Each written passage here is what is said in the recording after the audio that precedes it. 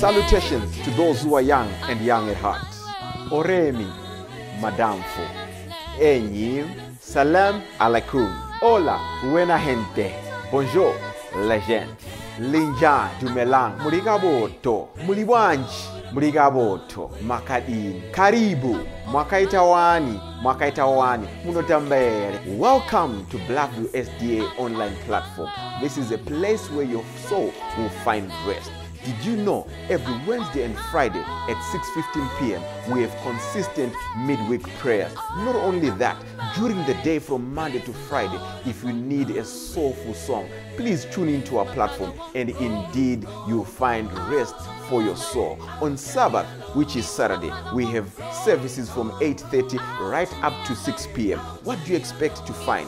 We have got the church at study, Sabbath school, music, it's story time. Even our little ones, the children, will find solace on Blackview online worship platforms. Yes, not only are they going to receive a powerful sermon for them, but including the songs, and they'll sing the songs of Zion in the comfort of your home. Yes, you are waiting for the power hour as we receive the beautiful words, the wonderful words that come from the word of God. In the afternoon, we have got powerful discussions, not only for the young, but even for the old, as we prepare this journey on this planet Earth before the sundown. Yes, there is a sermon that will usher you into the new week as you listen to God speak to you. What are you waiting for? Tell your friends about it. Don't forget to join us on YouTube and Facebook. Like our page and subscribe to our YouTube channel. God bless you as we meet on Blackview online worship platform. Nobody can stop me. Nobody. Don't you wanna go? I'm going there. Nobody can stop me.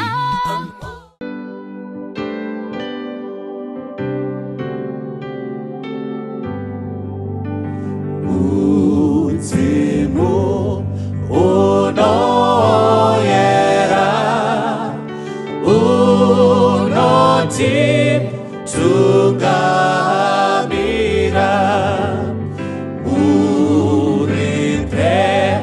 Goma Christu Watewe Riva Jesu Vaneti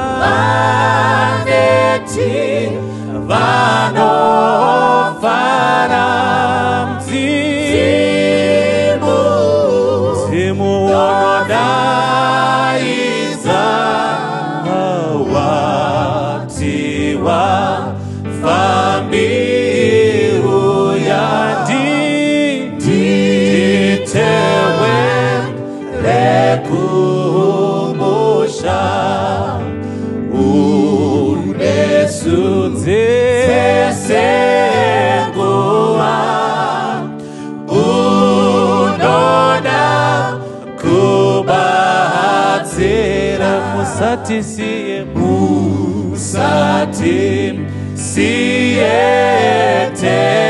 Siyetegati Tiriku Ufamba Bimada Buzo Rino Buya Moyo yedu baba Moyo yedu Eno zoneta Tiwa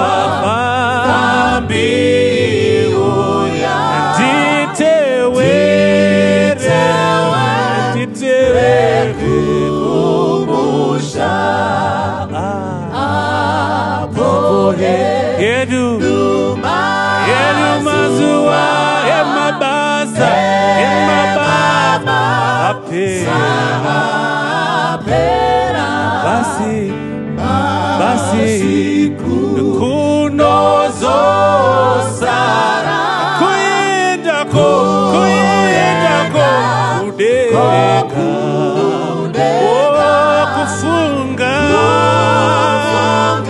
kufunga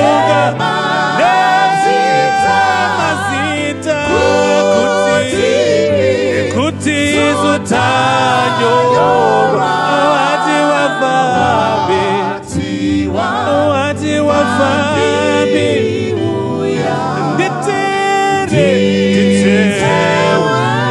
tewe kumbusha. Kwaziwai vana vaMwari tokukwazisai mose muzita raJesu. Tinoda kutenda Mwari. Mavhiki apera taidzidza pamusoro pekuteerera Mwari, tichidzidza pamusoro pemutemo yavo. Zuva ranhasi nemavhiki maviri matatu anotevera tine nyaya yatichange tiinayo isina kujairika. Hazvijairiki, hazvigamuchiriki. Zvikuru sei nyaya yekuti munhu wavata, munhu wafa, zvinhu zvakaoma. Kugashira hazvijairika. Hapana anosvika pakuti izvi zvajairika, izvi ndo zvataakurarama, ndo zvaupenyu. Pese pazvinoitika munhu anorwadziwa. Pese pazvinoitika munhu anosvima musodzi, angava mwana mudiki afa, angava mutana azorora. Zvese izvi zvazvinoitika vanhu tinoshungurudzika. Asi Mwari atibatsire patichadzidza mukati meshoko ravo, tinzwe kuti mufungiro wedu unofanira kunge wakadii pamusoro pavavete. Regai tiende kuna John chapter 20. John chapter 20. Toda kuverenga verse 15 kusvika paverse ya 17. John chapter 20 verse 15 kusvika paverse 17. Bhaibheri shoko raMwari rinoti, Jesu akati kwaari, mai munochemeiko? Munotsvaka aniko? Iye achiti ndiye murimi womunda akati kwaari, Ishe, kana muri imi mamubvisa, ndiudzei pamamuisa ndindomutora. Verse 16 yoti, Jesu akati kwaari, Maria. Maria ndokutendeuka. Akati kwaari nechiHebheru, Rabhoni, ndokuti mudzidzisi.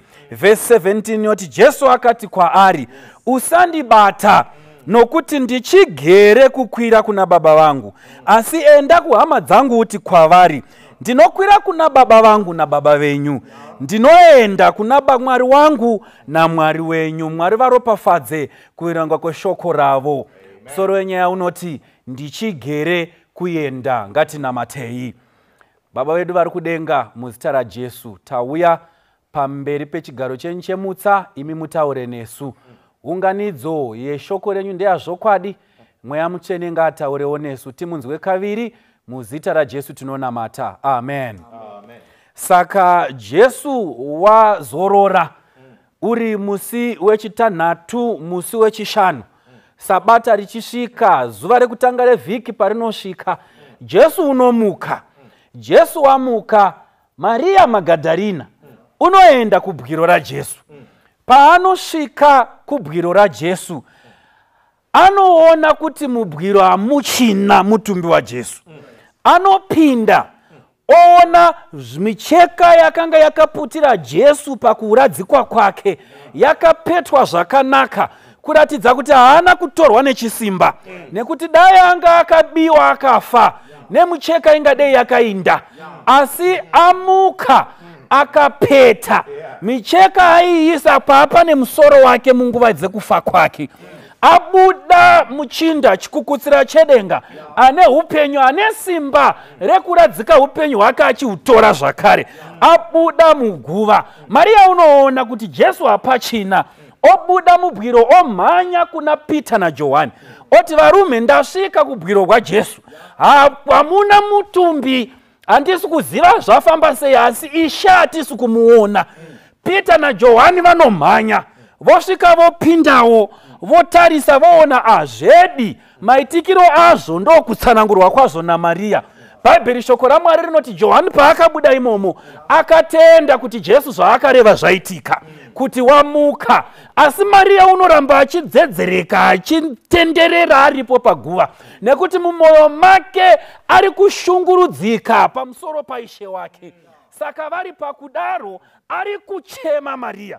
Chiri kumuchemedza kuziva nekurwadziwa. Unoziva kana parufu munhu ane mari unochema, ane muviri mukuru anochema, ane muviri mudoko anochema, asina mombe mudangano. Tose tinochemedzwa nerufu, nekuti tariro yevanhu dambudziko haiendi seri kwerufu. Saka Jesu anouya obva ati, mai munochemeiko?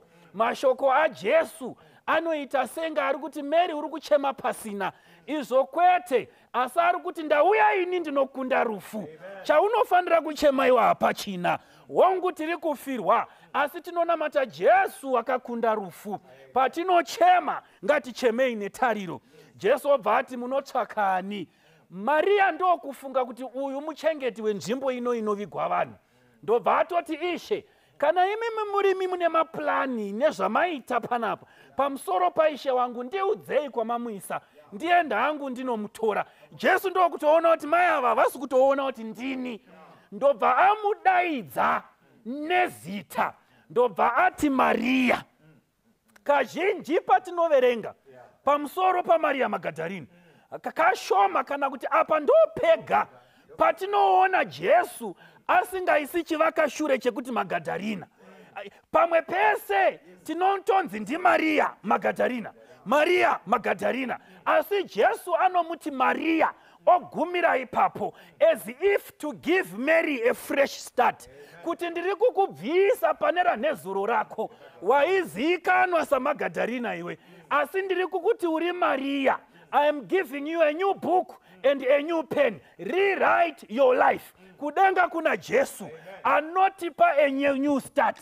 Chaiyo tigonyora upenyu hwedu patsva kana tichinge tasangana naye. Zvisinei kuti zuro wakararama sei, zvisinei kuti zuro wakaba mombe ngani, zvisinei kuti zuro wakapaza mishami ngani, zvisinei kuti zuro makambani mangani akagwadama nekuda kwako. Kana wauya kuna Jesu, Jesu anokupa upenyu hutsva ugonyora patsva.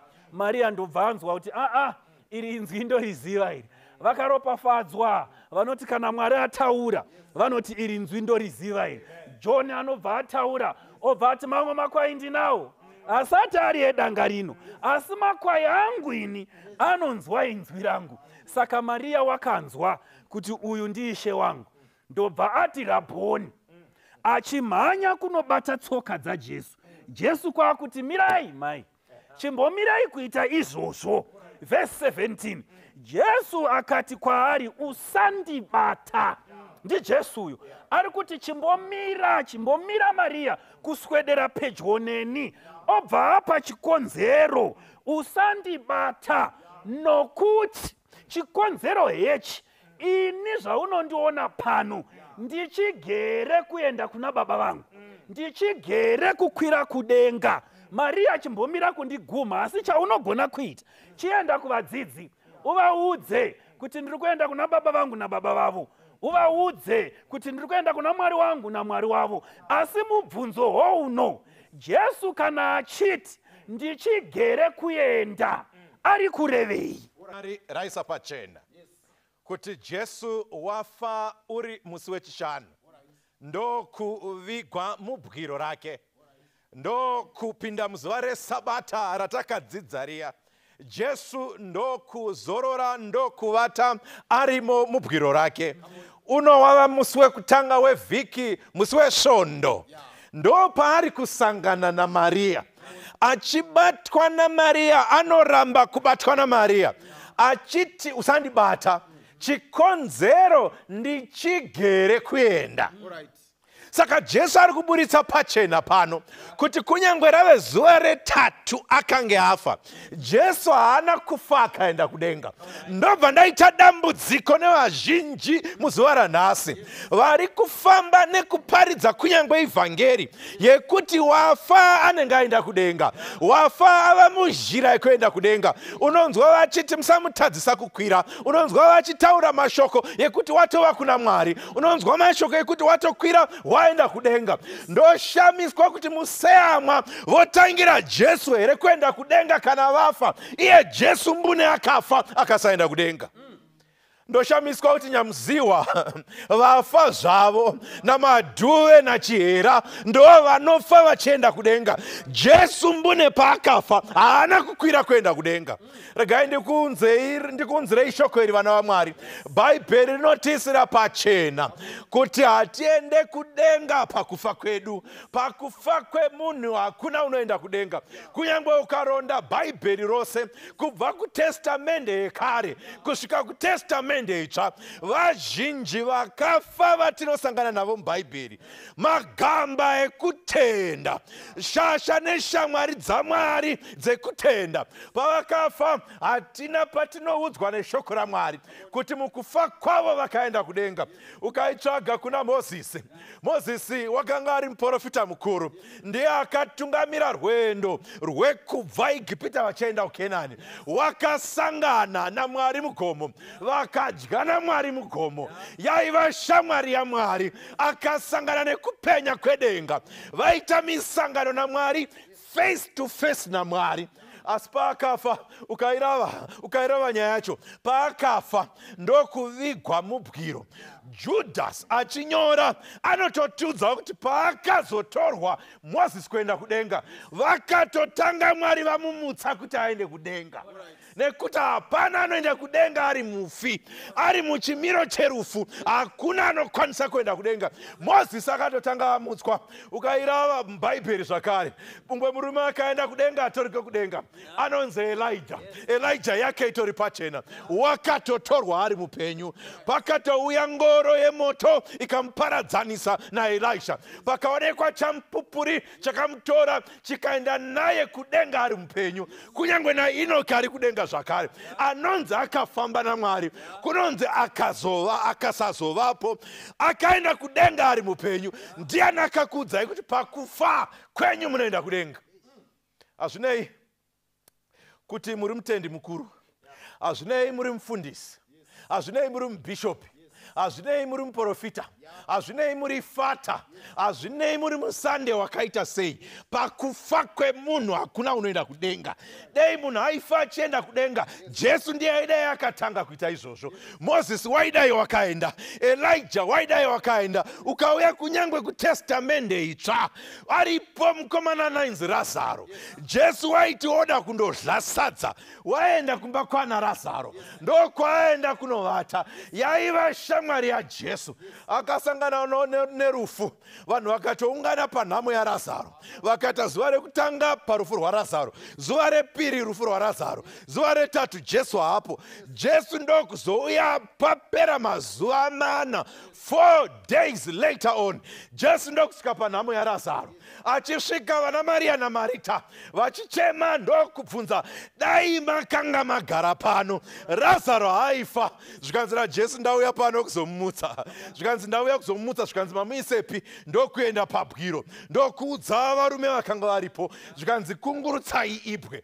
Jesu ndokunamata, achinamata akasimudza ruoko rwake, ndokukumbira kuna Baba kuti Razaro amutswe. Asi achidedza kumuka kwaRazaro, anoti, Razaro buda, nekuti hakuna kwaangaenda.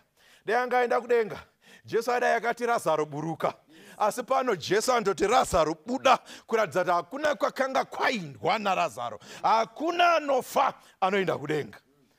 Saka chii chinoita kuti tiwane mavhangeri anoti wafa munhu anoenda kudenga? Sei tichiti munhu afa anoenda kudenga? Zvakakosha. Ndinoziva pane vatoita mubvunzo kuti tibate kuti chinombonzi munhu chacho chii, kuti tigobvunza kuti saka chiri kumbonzi chaenda kudenga chii, tigonzwisisa kuti pane kudenga kunoendwa here pakufa kwemunhu. Saka zvakakosha kuti timbodzoka mubhaibheri, mushoko raMwari, tinzwisise kuti chinonzi munhu nechinonzi upenyu chii. Saka kana uchida kubata pfungwa iyi, dzoka kumavambo enyika nekumavambo ekusika nepakusikwa kwemunhu, kuti unzwe kuti chii chinonzi munhu. Yobva yatsanangura pana Genesio, Genesis chapter 2 verse ya 7. Bhaibheri rinoti panapa, Jehovha Mwari akavumba munhu neguruva refu, akafuridzira mweya weupenyu mumhino dzake, munhu akava mweya mupenyu. Teerera munhu waMwari, pane zviviri pano zvaiswa pachena neshoko raMwari zvinoumba chinhu chinonzi munhu, zvinoumba munhu anonzi munhu. Zvikanzi Mwari akatora guruva refu, number 1. Guruva refu ndo guruva chairo. These elements of the earth, ivhu, dhaka, Mwari akatora ndo kuumba naro, ndo kuumba chiumbwa, mutumbi wakafanana newamunoona muno. Mukaenda kunyangwe kune vanodzidza vescience, science has proven beyond doubt kuti chinonzi nyama ichi chakabva kuguruva refu. chinonzi mutumbi wamunoona ichi nechinonzi this body and this flesh. Science has proved that the elements zvinogadzira nyama nemuviri izvi ndo zvimwe chete zvinowanikwa muvhu, vana oxygen, nitrogen nezvimwe zvakadaro, ndo zvinowanikwa muvhu. Uye kunyangwe zvazvo mukasapabata apa, teererai, pakuora kwemunhu ndo pamwe panopruvha nekuburitsa pachena kuti muviri unobva muvhu, nekuti pakuora zvese zvinofanana nevhu. Ndosaka paya vachiviga unonzwa vachiti ivhu kuivhu, nekuti vanoziva kuti iri ivhu iri. Ndo chekutanga chakashandiswa naMwari pakusikwa kwemunhu. Mwari ndokutora guva revhu, but chibata panotevera apa zvikanzi ndokufuridzira mweya woupenyu mumhino dzake. Ndoda kuti mubate apa.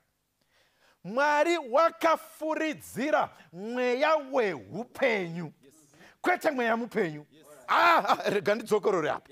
Mwari wakafuridzira mweya weupenyu, kwete mweya mupenyu. Saka Mwari haana kuisa chinhu chipenyu mukati memutumbi wemunhu, mevhu raakanga aumba, asi Mwari akaisa simba rinopa upenyu, ndo unonzi mweya weupenyu, the source of life, the life-giving principle, the agency by which the spark of life is transferred, the breath of God, chacho chinopa nekuita kuti pave neupenyu, kwete kuti icho ndo chaiva chipenyu.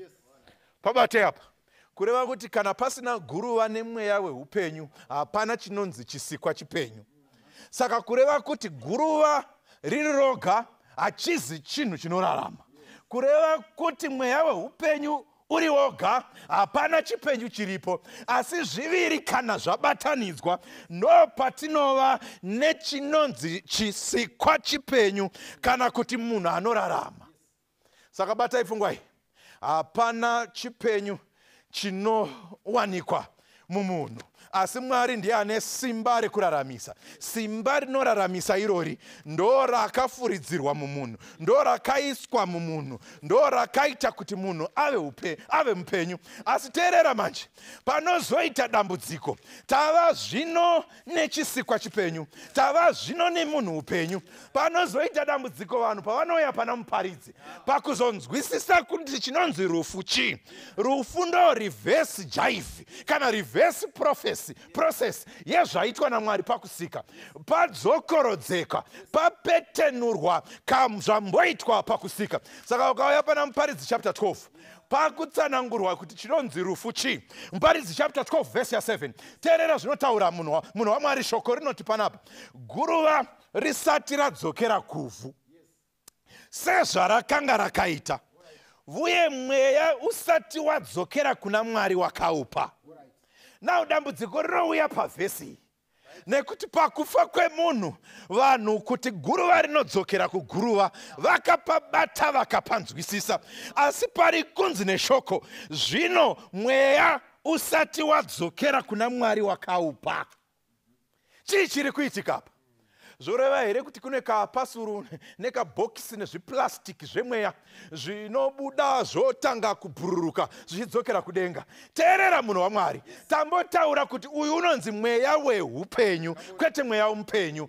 Isimba raMwari rekuraramisa, isimba raMwari rinopa upenyu. Saka pari kunzi neshoko raMwari, mweya usati wadzokera kuna Mwari wakaupa, Mwari anenge abvisa simba rake rekuraramisa. Zvakafanana neTV yenyu yadisconnectwa kubva pamagetsi yobva yadzima. Pangobviswa magetsi, padisconnectwa, you have been disconnected from the source of power, from the source of life. Sekungodisconnectwa kwaitwa magetsi kubva paplagi paanga akabayirwa. Saka zvichitsanangurwa neshoko kuri kunzi mweya usati wadzokera kuna Mwari wakaupa, kuti simba rekurarama rinobva kuna Mwari. Mwari paitika disconnection yesource of power, saka hapasina chinonzi upenyu.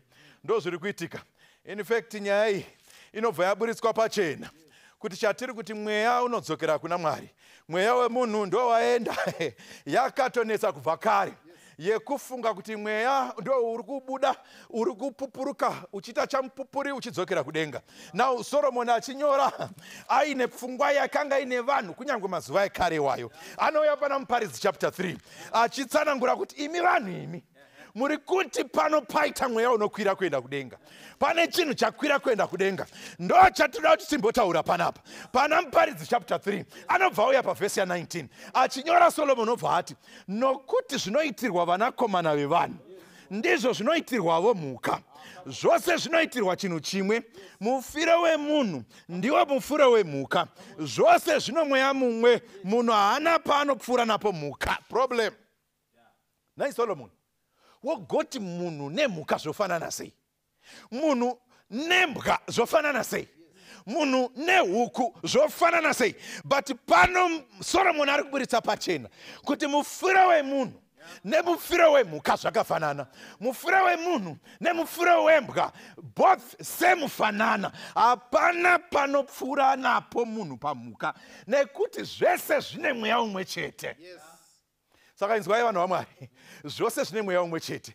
Saka ndo panochiita mubvunzo manje kuti kana zvine mweya umwe chete, sei pasina akamboti paKrismasi paya huku dzose dzakaurayiwa mweya wacho wakwira kuenda kudenga?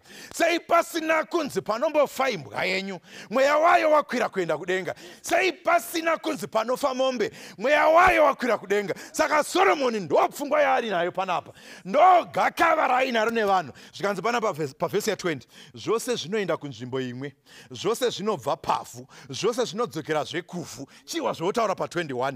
Ndiani ziva kana mweya womunhu uchikwira kumusoro? Uyu ndo unonzi mubvunzo nhando wanga uchibvunzwa naSolomoni, kuti ndiani akuudzai kuti mweya ndo unokwira kuenda kudenga, kuti pane chinobuda mumunhu chichikwira chienda kudenga? Ndiani akuudzai neimwe nzira Solomon ari kuti prove to us kuti mweya ndo unokwira kuenda kudenga? Zvikanzi panapa nevhesi, kana mweya wemhuka uchiburukira pasi kunyika, kuti saka imimi ndimuri kuti wemunhu unokwira asi wemhuka hakuna kwaunoenda, unoramba uri pano pasi. Ndiani akakuudzai? Prove.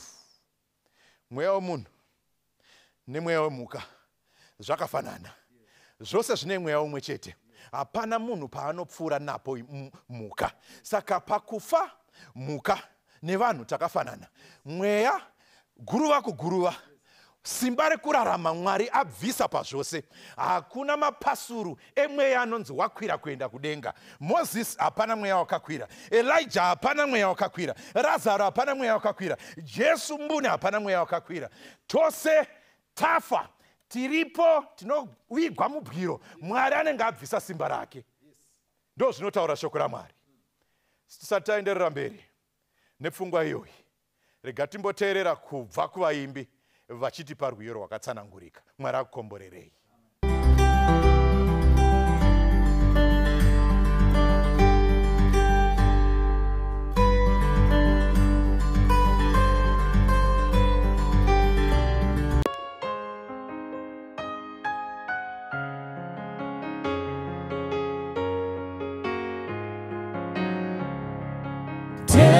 Tesetai tasewai zapumuka kure, ndingaona seninzira yekuva mudanga. Ndirinzira ndiri upenyu uyi kuna Baba asindeni. Ndirinzira ndiri upenyu uyi kuna Baba asindeni. Ndatenderedzwa nenamo Mwari anondinzwa. Apo vazhinji vochema ndoziva sendidi.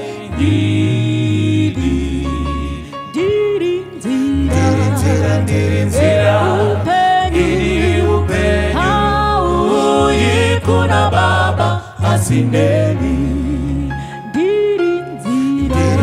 Ndirinzira iri upenyu uyi kuna Baba asindeni. Kristu nzira neni hadichapumuki odiisa kuna Baba kumushawe mbiri ndiri nzira ndiri upenyu uyi kuna Baba asindeni ndiri nzira ndiri upenyu uyi kuna Baba asindeni ndiri nzira ndiri upenyu uyi kuna Baba asindeni ndiri nzira ndiri upenyu uyi kuna Baba asindeni. Toda kutenda Mwari nenziyo dzinokomborera dzinosimudzira uye dzinotiswededza pedyo naMwari. Tadzidza kumutauri wandatsika akatibuditsira pachena chinonzi munhu. Tikadzidza mubhuku raGenesis kuziva kuti munhu ikombination yemweya yeupenyu uye guruva revhu. Tikadzidza tikaona kuti mweya weupenyu haisi oxygen, ndosaka tete vakashaya vari paoxygen, nekuti mweya weupenyu uyu isimba rinobva kuna Mwari. Ndo zvinhu zvatadzidza. Saka pano toda tipinde mubhuku raMuparidzi timbodzika nenyaya yekuziva kuti saka zvakamira sei. Pane vafa nevapenyu ndevapi vari kuziva zviri kuitika? Vane knowledge iri nani ndevapi? Ndava tsika dzedu dzaiti dzikatarisa tete kana sekuru vashaya dzaiti tete vaswedera pedyo naMwari. Saka pakunamatwa kwainamatwa kuchipfurwa natete. But pano toda kuona kuti ndo here zviri kutaurwa neBhaibheri. Teerera unzwe Muparidzi chapter 9 ndichatangira pavhesi ya4 inotiko nokuti kana munhu achiri pakati pavapenyu vose uchine chinhu chaangatarira. Bhaibheri riri kutiko kana munhu achiri pakati pevapenyu. Pari kunzi kana munhu pari kutaurwa inini newe wakateerera nekuti tichiri pakati pevapenyu. Bhaibheri richiri kuti zvekutarira zviripo. Ndosaka tina maplans atiinawo. Ndosaka tichitoronga kuvaka imba yekumabvuku kana Mwari vatendera. Ndosaka tina marenovations atoda kuita kukwekwe kuimba yekukwekwe. Makandei tiri pakati pevapenyu.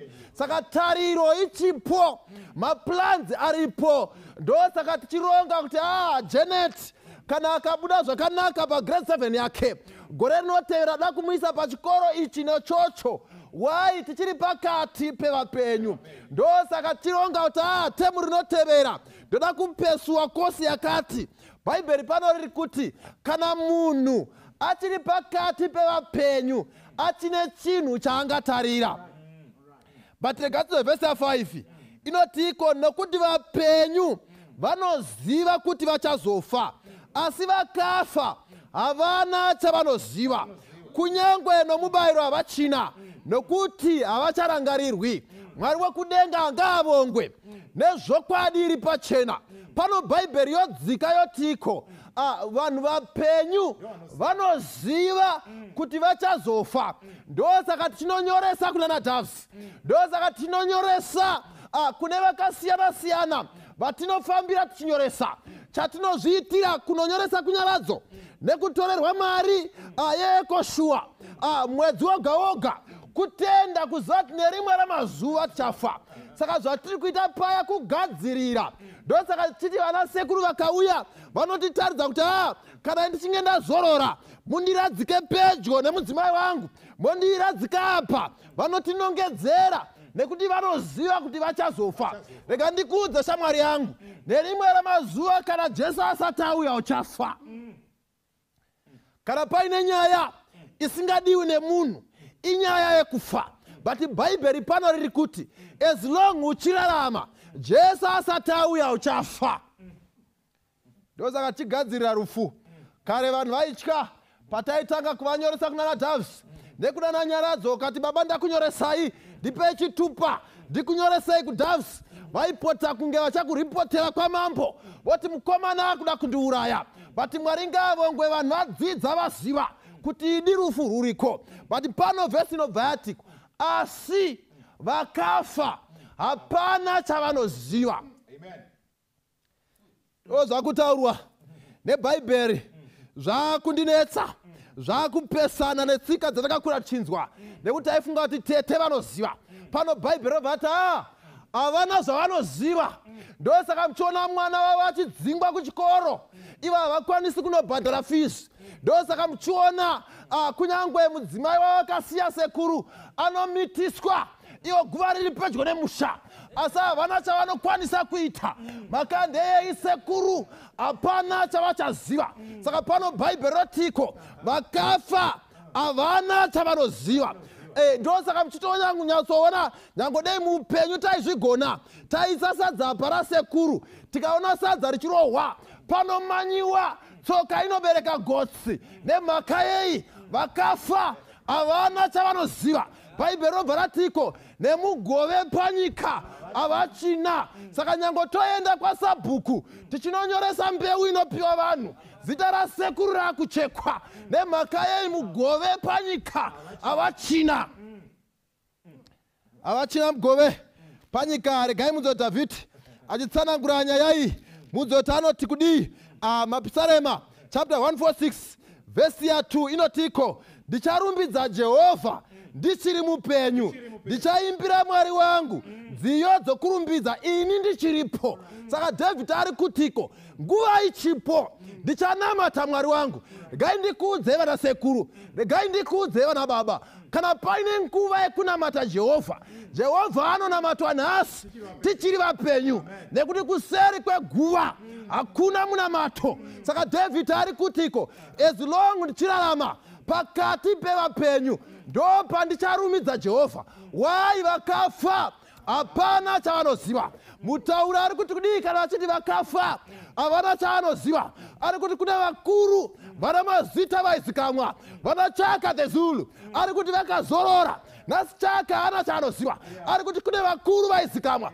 vana Dhing'ani vakazorora vakomana nhasi hapana chinozikamwa. Ari kuti kune vakuru vangatarwa nezvavo vana Nehanda Nyakasikana vaizikanwa but nhasi vakazorora hapana chinozikamwa. Ari kuti vana Pita vakazorora vakomana vaiva pedyo naJesu but nhasi vakazorora. Mutaura ari kuti hapana chichazikamwa. Vana John vaizikanwa but vakazorora nhasi hapana chinozikamwa. Tina Maria angatarwa nezvake wakaita zvakanaka nekuti wakatibarira Jesu but nhasi wakazorora hakuna chinozikamwa. Tina Pita angatarwa nezvake vamwe vanotaura nhasi vachiti kune gedhe raPita. Regai ndikutaurei vakomana, Pita wakazorora hapana chinozikamwa.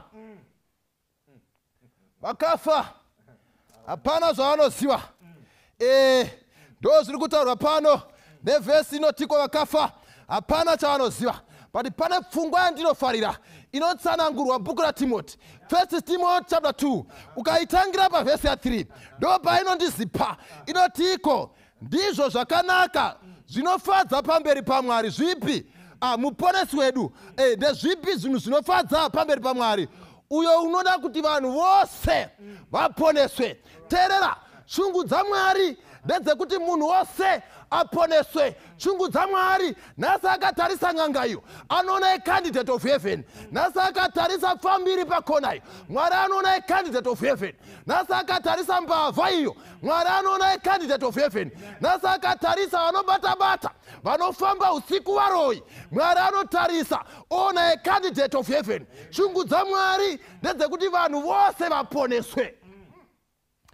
Zvikanzi uyo anoda kuti vanhu vose vaponese ainobva enda pamberi yotiko vasvike pakuziva zvokwadi. Kana bhaibheri chiti Mwari anotsvaka kuti vanhu vasvike pakuziva zvokwadi, zvirova kuti pane zvokwadi pairi inoda kutsvakwa. ZvaJehovha zvoda kutsvakwa ana vanhu vachinge vazviwana vaponeseka. Atiko kuti vasvike pakuziva zvokwadi vhesi ya5 nokuti kunongova naMwari mumwe chete. Vana vaMwari teerera vhesi iri kuti kunongori naMwari mumwe chete nomurevereri mumwe chetevo. Bhaibheri panorotiko kune murevereri mumwe chete. Ndaita dambudziko neshamwari yangu painopfugama inoti dei nhingi wandisvitsirawo kuna Mwari. Bhaibheri robva rati kune murevereri mumwe chete. Nemamwe manzwi Bhaibheri riri kuti Peter haasi murevereri. Nemamwe manzwi Bhaibheri riri kuti John haasi murevereri. Nemamwe manzwi Bhaibheri riri kuti James haasi murevereri. Nemamwe manzwi Bhaibheri riri kuti Maria haasi murevereri. Kunongori nemurevereri mumwe chete kuna Baba. Zvikanziko murevereri uyu ndeupi?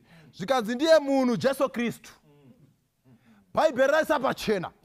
Usatapisirwa nguva shamwari yangu uchitsvaka zvisimo mushoko. Bhaibheri ratiko murevereri ndi mumwe chete. Ende murevereri ndi Jesu. Ndiye anogona kutireverera pamberi paMwari. Vhesi ya 6 inotiko wakazvipa iye kuti ave rudzikiniro rwavose, chive chapupu panguva dzose. Saka Jesu ndiye mudzikinuri. Kana wafunga zvokuponeswa, kana wafunga zvokurevererwa zvivi zvako zvine mumiriri wazvo, but anogona kuzvimiririra ndi Jesu. Vamwe vose vangatarwa nezvavo, kunyange vakabata mabasa makuru vana Pauro havagoni kumirira. Regai ndikuudzei vana vaMwari, kuna vanotarwa nezvavo vana Joshua Gananzara havagoni kumirira munhu pamberi paMwari. Nhasi vangatarwa nezvavo mabhishopu amungafunga haamiriri munhu pamberi paMwari. N'anga dzingatarwa nezvadzo hadzigoni kumirira munhu pamberi paMwari. Mwari ngaavongwe naJesu, nekuti ndiye ega anomirira vanhu pamberi paMwari. Rega tidzo zvimwe zvinotevera mukati meshoko raMwari. Kukumbira kwemwoyo wangu kuna Mwari ari kumusoro kudenga kuti Zimbabwe tiponeswe.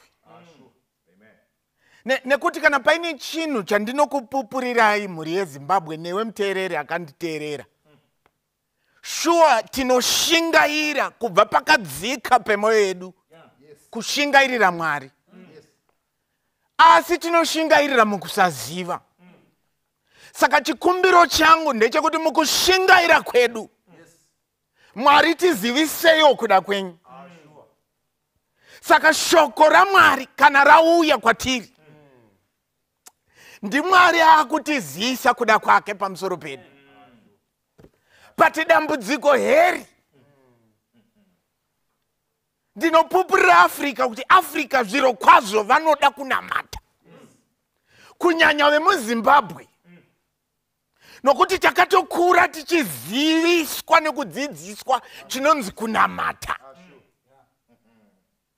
Asi kadzidzisirwo kedu kari kushingairira mune zvinhu zvisizvo, nekuti maisa pachena. Asi ini ndakaudzwa kunzi uchizvarwa kune mudzimu, nditoriwo nemudzimu wekwangu. Now ndakatsvagurudza ndikati chinonzi mudzimu chii chamunoti mudzimu.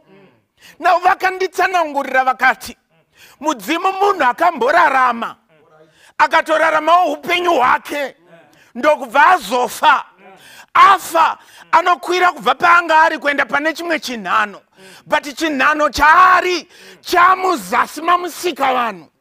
Kureva kuti munotoziva kuti pakunamata kuna musika vanhu. Asi tinoshingairira mukusaziva. Heri dambudziko kana musika vanhu ariko nemudzimu aimbovapo akafa, asi akumiririra ini mupenyu achipo iye haasisipo. Anondisvitsira seiko kuna musika vanhu? Rimwe dambudziko randakaita, wamunoti mudzimu ukatarisa upenyu hwake hwaiva kure namusika vanhu. Aibuda usiku achigadha bere, anosvika seiko kuna musika vanhu? Iye anga ine syllabus rekugadha bere. Rimwe dambudziko randakaita, wamunoti mudzimu chikoro anga asina, ini ndinacho chikoro. Anondisvitsira seiko dambudziko recalculus? Iye aisaziva kuti eichi. ndikaita rimwe dambudziko neomunoti mudzimu kuti asvike kuna musika wanu anozomusvikira sei iye akafa asina kugamuchira musika wanu mumwoyo wake? Zvondiisira pachena. Kushingaira tinoshingaira, asi tinoshingaira nokusaziya. Asi munamato wangu ndewekuti Zimbabwe ngatiponeswe, asi tinoponeswa kana tapinda mushoko raMwari. Nawo mukapinda mubhuku ramabasa avapostora, nawo paiva nevarume vaviri, ndi Pauro naBhanabhasi. Pauro naBhanabhasi vanga vasangana nemurume akazvarwa iri nheta makumbo kubva pakuzvarwa kwake. Nawo Pauro amuona kuti anoda kudzikinurwa. Pauro anomuti simuka nemuzita raJesu. Anosimuka otanga kufamba. Dambudziko nderavakaona murume aiva nheta makumbo kubva pakubarwa kwake akufamba. Vanoti vanotaurirana zvikanzi varume vaMwari vedu vamuka pakati pedu. Pauro naBhanabhasi, umwe ndiJupiter, umwe ndiMercury, ndokumhanya kuti vavanamate. Now Pauro anokasika kutaura. Ngaitiverenge vhesi ya14. Zvino apostora Pauro naBhanabhasi vakati vachinzwa izvozvo vakabvunza, vakabvarura nguo dzavo, vakamhanyira pakati pavanhu vazhinji, vakadanidzira vachiti, varume munoitireiko izvozvi? Nesu tiri vanhu semi. Tiri vanhu semi. Tiri vanhu semi. Dambudziko rataita ukaita BP munhu anokuona saMwari. Asi munhuwo kana achidya sadza nesupu nematemba, munhuwo haasati ari Mwari. Vhesi ya16, vhesi ya15. Zvikanzi varume munoitireiko izvi? Tiri vanhu semiwo. Tinokuparidzirai mashoko akanaka kuti mubve pakusaziva. Vhesi ya16. Iye Mwari panguva dzakapfuura wakatendera vahedheni vose. Mwari panguva dzapfuura akatendera kuti tisvike kune mudzimu, utisvitsire kuna musika vanhu nekuti waisaziva. Asi zvino Mwari ngaavongwe nekuti haakusiyi uri murima, anovhenekera chiedza. Iko zvino Hebrews 1 verse 1 inoti iko zvino akataura kakwatiri kuburikidza naJesu mwanakomana wake. Saka tinofireiko mumidzimu nemashavi, vanhu vakasofa kare? Ndichinondinetsa manje wamunoti mudzimu, watiri kuti mudzimu hazvitsvage kuti unonamata kana kuti haunamati. Taisa pachena kuti mhuri yeZimbabwe shuwa vanoshingaira ende vanoshingairira kunamata, but chinonamatwa manje ndo chisingazikanwa. Umwe munyori mukuru anonzi John Mbiti anotaura rimwe sentence rinondishamisa. Zvikanzi kana paine vanhu vanonamata, kana paine vanhu vanonamata maAfrican, muchirungu anoti Africans are notoriously religious. And hazvitsvage kuti uri muhedheni unoenda kuchechi, they are religious, but vanoshingairira mukusaziva. Now panzi munguva dzekare Mwari akatendera. Kune zvinhu zvakatoitika kare. Kune akanditeerera ari kuti mwana uyu ari kutaura zvaasingazivi. Takachengetwa isu chikuvhute chedu. Dzaiva nguva dzekusaziva. Mwari akatendera akati it's okay. Sekusaziya kunoita kamwana, munokatendera kuti kati dada, kachida kuti daddy. Munokatendera because izera racho. But tine dambudziko. Mwana ane form 6 otadza kuti daddy, oti dada. Sei tisiri kukura pakutenda kwedu? Kana Mwari akatendera munguva dzekusaziya, nhasi anoti chibudai mukusaziva. Dai ndikuverengere ivhesi. John wekutanga chapter 2 verse ya 1. Ari kunyora ndi John. John anovhunza. Zvikanzi mwana wangu waduku, ndoda kuti muziye chinhu ichi, ndoda kuti muziye chinhu ichi. Chapter 2 verse ya 1, John achinyora zvikanzi naJohn panapa, imi vana vaduku vangu vandonyorera, ndoda kuti muziye chinhu ichi, kuti tine murevereri tikatadza, tine murevereri kuna Baba. Kana imi mukatadza, usatsvage sekuru, usatsvage mbuya, usatsvage fata, usatsvage muprofita, vose ava vasi vareve. Tine murevereri. Zvikanzi murevereri ndianiko? Zvikanzi iye Jesu Kristu. Saka mubvunzo wangu kwauri wakapfawa asi unenge wakapusa. Seiwo uri kutsvaga murevereri? Ende murevereri wacho wauri kutsvaga munhu watodyawo sadza, ari kutodawo tishu pepa rekuti azvibatsire. Anokureverera sei iye aine dzake mhaka dzinodawo kutorevererwa? Saka vakafa hatitsvagi kwavari nokuti ivo havana chavanoziva, asi tina murevereri. Ndafara maisa pachena mukarapanura mukati Jesu mbune akauya, akaurawa, akafa, akavigwa, haana kuenda kudenga. Akatoti Meri usandibate handisati ndaenda. Jesu mbune. Ngatibve pana Jesu. Mozisi akwira pagomo rePisga, aratidzwa upenyu hwake neuchazova, aona zvose, akakotsira, akafa. Chinondinakidzira Mozisi haana kuvigwa nomunhu, nekuti Deuteronomy 34 inototi hapana anoziva guva rake. Akavigwa naMwari mbune. Mubvunzo kuti nhai Mwari muri kumuvigirei? Iye achaenda kudenga. Mamuvigirei? Ende mamuviga hapana ari kuziva pamamuviga. Jude 9 ndokubva auya, nekuti ndiye ari kuziva paguva. Ndokuti Mozisi chiuya tiende.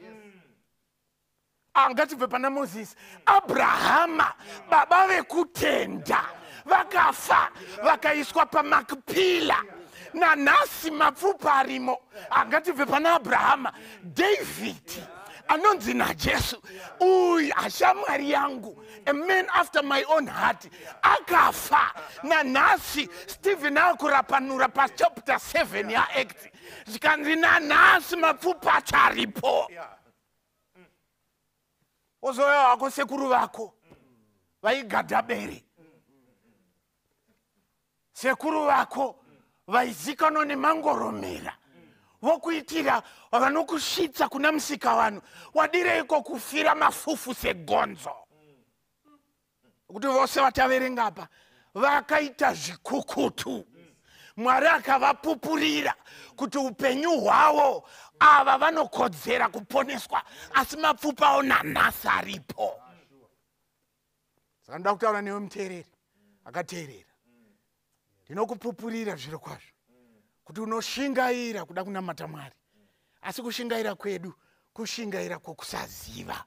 Asi Mwari anoti, aiwa, kana manzwa shoko rangu musaomese mwoyo yenyu. Nokuti ichokwadi. Tatarisa upenyu hwedu tose tinonamata shamwari dzimwe dzangu dzandotamba nadzo, zviro kwazvo anokuti izvi zvakutoda kuti midzimu yekwangu, pati vakafa ende havana chavanoziva, vakatomirirawo. John 14 verse 6, Jesu achitaura zvikanzi ini ndini nzira, idi neupenyu. Hakuna anogona kusvika kuna Baba kuburikidza nekwandiri. Chirungu choti I am the way, the truth and the life. Rega ndirapanure pana way. Hakuna nzira, i one way. Ukapinda muna Robert Mugabe, ukaona chisaini chakanongedza kuti nde uku, usazoite mistake yekubva neikoko. Nekuti zviri kuudza kuti i one way, haisi two way. But pamusoro pe one way, obvati I am the truth. Saka mukati menzira iyi mune chokwadi chimwe chete, kuti hakuna zveumwe anogona kusvitsa kuna musika vanhu kunze kwaJesu. Saka ndoda kutaura newewo hama yangu yakaniteerera kwose kwaungadai uri. Usazonyeperwe. Usatsvake mazango, makwati, usatsvake hakata, usatsvake munhu kuti akumiririre. Mumiriri ndeumwe chete, iye nzira. Idi pamusoro pazvo. Nekuti ati ndini nzira neidi. Kwekupedzisira kunoperera nzira yacho kuupenyu. Saka kana paine chinhu chinodiwa nemunhu upenyu. Saka tichizama nopose patinokwanisa kurebesa upenyu. Asi iye akutaura ari kuti upenyu hwacho ndini. Unoda here? Kuti wane upenyu, uzadzise upenyu. Upenyu usingaperi. Upenyu usina kuchema. Upenyu hwakazara mukuzara kwawo. Kana chiri chishuwiro chako, kwauri ikoko, tarisisa pazasi pane nhamba dziri kubuda. Nhamba idzi wakasununguka kudzichaya. Kana uine mubvunzo, uine paunoda kuti patsanangurwe, chaya nhamba dziri kubuda. Asi panguva ino toda kunamata kuti Mwari, munguva dzekusaziya tinotenda, makatiregerera mukabwaira. Nhasi taziya chokwadi, tinodawo kuti mutireverere. Kana uri munamato wako, simudza ruoko kwauri tinamatirwe.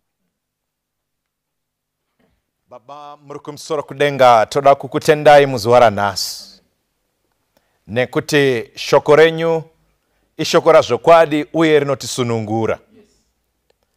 Takange takasungwa nekuda kwekusaziva chimiro chevavete, chimiro chevakafa. Asi nhasi shoko renyu ratisunungura Mwari. Takange pamwe tichikutsvagai kuburikidza nevadzimu. Takakutsvagai kuburikidza kunyangwe nevamwe vatendi, magamba ekutenda akavata vakazorora. Asi tadzidza nhasi vakafa havana chavanoziva.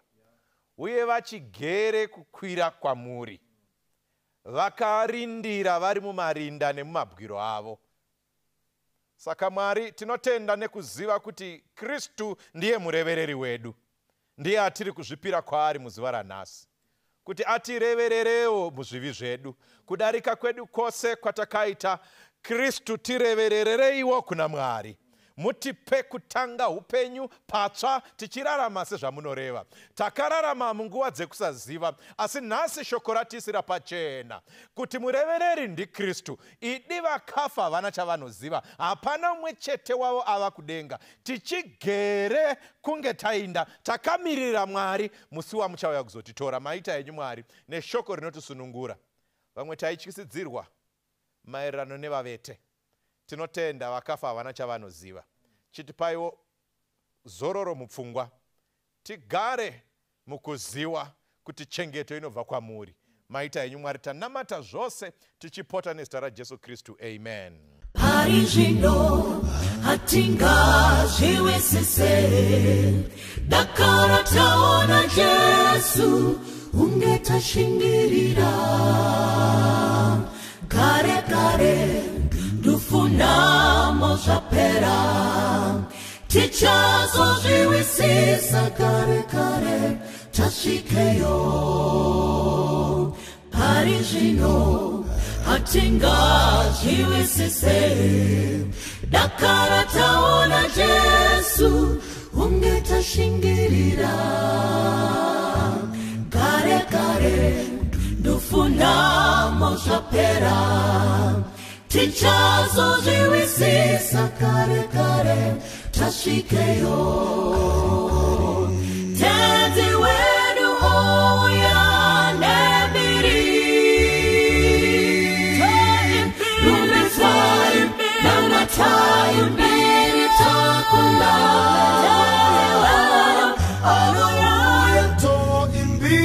Nembiri toimbiri mbiri mbiri takunda. Tenzi wedu ouya nembiri, rumbidzai namatai mbiri takunda.